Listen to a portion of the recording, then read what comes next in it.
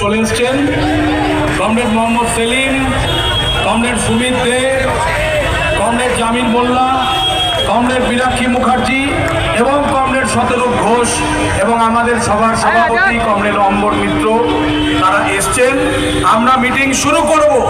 তাহলে মিটিং শুরু করার জন্য যা করতে হয়, সবাইকে বসতে হয়। যে যেখানে আছে বসে যান, যে যেখানে আছেন বসে যান। বহু মানুষ এখনো আসবেন সমাবেশে, তাদের জন্য জায়গা রাখতে হবে। মিটিং আমাদের এখানে হবে এবং মিটিং এর পর আমাদের একটা ছোট মিছিল হবে। প্রশাসনের এই স্বেচ্ছাচারিতার প্রতিবাদে একটা মিছিল হবে। দেখবেন পেছনে ব্যানার আছে। আমরা ছোট্ট একটা মিছিল করে গোটা শহর ঘুরবো না, এইটাতে সমস্ত কমরেডরা পা মেলাবেন এবং তারপরে সেখানে ছোট্ট সমাপ্তি একটা সভা হবে। দুজন বক্তা সেখানেও বলবেন, তারপরে আমাদের কর্মসূচি শেষ হবে। সময় ধরে কর্মসূচি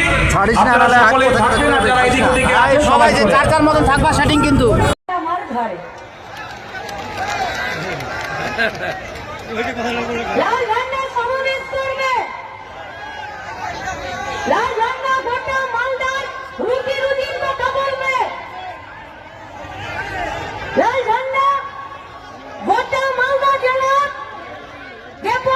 শ্রমিকরা বাইরে রাখতে পড়ে আছেন তাদের কথা বলবে।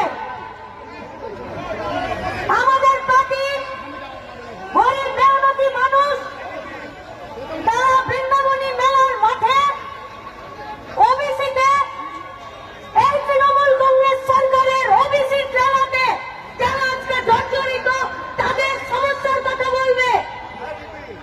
আজকের এই সমাবেশে এই গোটা মালদা জেলা জুড়ে যারা মাইক্রো ফিন্যান্সের জালে, ছোট ব্যাংকগুলো ঋণের জালে, লোনের জালে আমাদের এই গোটা মালদার মা বোনেদের জীবনটা হাসপাস করছে, তাদের কথা বলবে।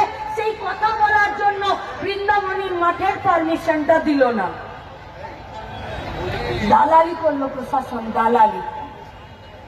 আমরা প্রশাসনকে বলতে চাইছি যে দালালি করার যদি নবান্ন থেকে লিখিত নোটিশ থাকে তবেই দালালি করুন, নইলে সামনে 26-এর ভোট এই রাজবাড়ির মোড়ে দুটো বাতি নিয়ে দালাল প্রশাসনকে বসতে বাধ্য